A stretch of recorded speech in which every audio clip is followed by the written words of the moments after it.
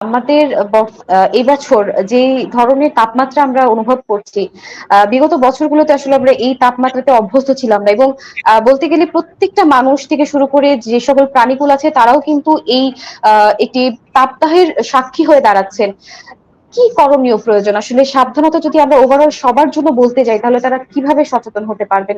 সুস্থ থাকার জন্য কি পরামর্শ থাকবে তাদের জন্য? জি, অনেক ধন্যবাদ। আসলে আমরা প্রত্যেকটা প্রাণী বা মানুষ সবাই আসলে এই শিকার হচ্ছি। তো আমাদের সবার জন্যই কিছু বিষয় খেয়াল রাখা যতটা সম্ভব। আসলে প্রত্যেকেই আমরা যারা কাজের সাথে রিলেটেড, কাজ না করলে তো আর সংসার চলবে না। বাস্তবতা অনেক কঠিন। কিন্তু আমাদের এই কাজের মধ্যে যতটুকু সতর্ক হওয়া যায়, আমাদের সম্ভব হলে বাইরের তীব্র রোদের কাজগুলাকে একটু কমানো। যদি আমাদের যেতেই হয় ছাতা ব্যবহার করা বা যতটা সম্ভব ছায়াযুক্ত স্থানে থেকে কাজগুলা করা।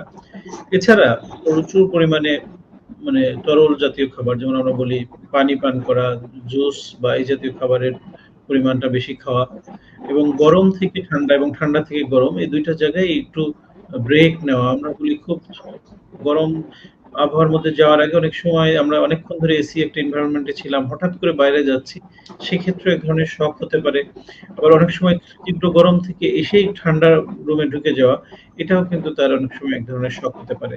এই জিনিসটা আমরা একটু গ্রাজুয়ালি করা, টেম্পারেচারটা একটু সহনীয় করে নিয়ে আমরা বাইরে যাওয়া। বাইরে থেকে এসে সঙ্গে, সঙ্গে এসি রুমে ঢুকে না যাওয়া। এই জিনিসগুলো খেয়াল রাখা। যতটা সম্ভব সুতি এবং কটন একটু আরামদায়ক ঢিলেঢালা কাপড় পরিধান করা।